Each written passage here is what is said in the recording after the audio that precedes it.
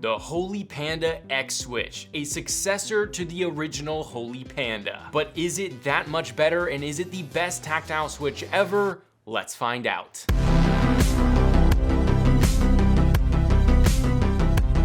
All right, before we jump into the materials, if you want to check these out or pick them up, I have a drop affiliate link below, but let's go over the materials. This has a very dark black colored, transparent polycarbonate top housing, a dark gray nylon bottom housing, and a coated spring that I think looks about to be 14 or 15 millimeters. And as far as the stem, it is a yellow colored palm stem. Now this Switch was made with the original creators in collaboration with Drop and manufactured by Gateron. Because of this, it still does use a typical cherry style opener, and I will say it is very easy to open up the Switch, which is nice for lubing. All right, now the spring here is a 60-gram spring. This is lighter than the original Holy Panda at 67 grams. However, I do prefer this lighter spring paired with the new style tactility, which is quite different from the original Holy Panda. The overall tactile feeling is a very noticeably rounder bump. The tactility feels more refined, less aggressive, but still a heavy tactile bump compared to something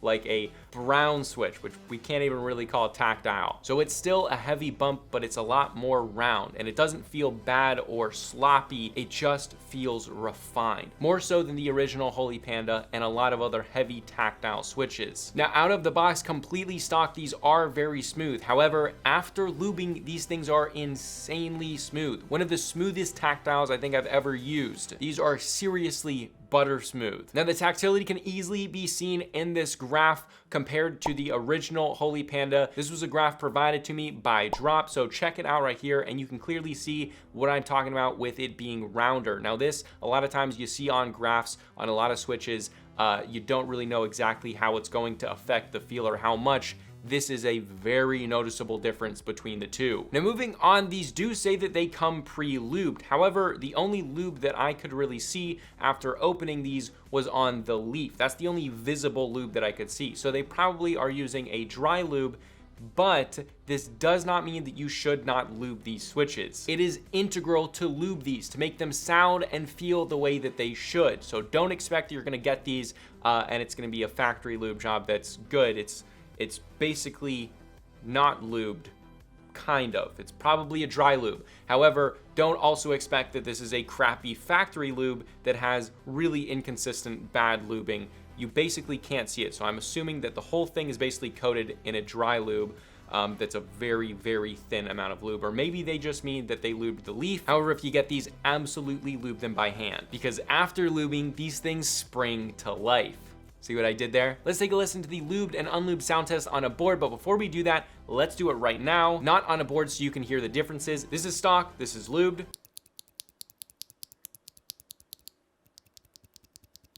That's what they sound like out of a board, but take a listen to what they sound in a board.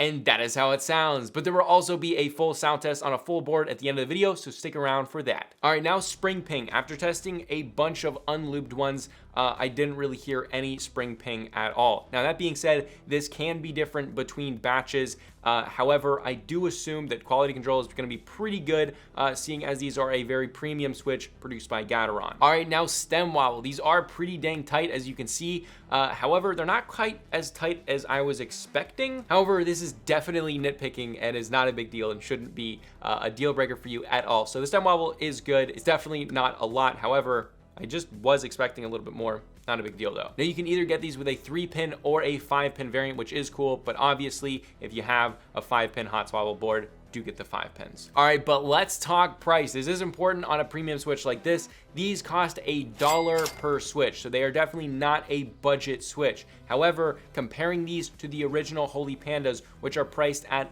$1.20 to $1.13 per Switch, these are cheaper than the originals, which is pretty awesome. That being said, these are on pre-order right now, and Drop told me that they will be discounted from $35 for a 35 pack to $29 for a 35 pack, which is a substantial cut in price, which is great. So if you know you want these, get them on pre-order with my affiliate link below at no further cost to you. It'll help the channel out and it will save you guys money. But if the pre-order is over, it is going to be $35 for a 35 pack. Now, as far as value, this is quite a bit more expensive from a lot of offerings because budget switches have become so big in the community, especially in the last year and 2 years. You can get really good tactiles for 22 cents per switch, especially from companies like ACO. Now, comparing something like a budget switch to this is going to be a more slight difference if you're going to compare a very budget switch like an Altemu or a brown switch like a Gateron Brown, and then compare it to something like an ACO switch,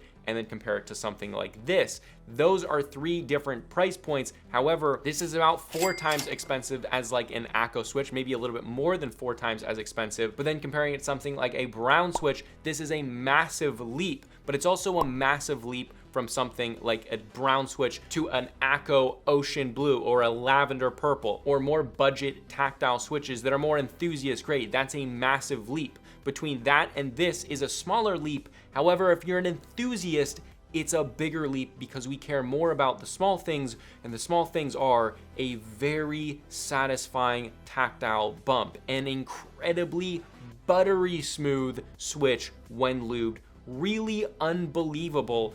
Even at this price point, I think for the tactility and for that smoothness, I don't think it's overpriced at all. Now, the big questions: is this the best tactile out? And should you even consider the original Holy Pandas now that the Holy Panda X's are out? Well, the question of is this the best tactile out there, I can't really say yes or no because it's up to opinion. That's what makes this community so great. However, for me personally, yes, this is my personal favorite tactile switch out there right now.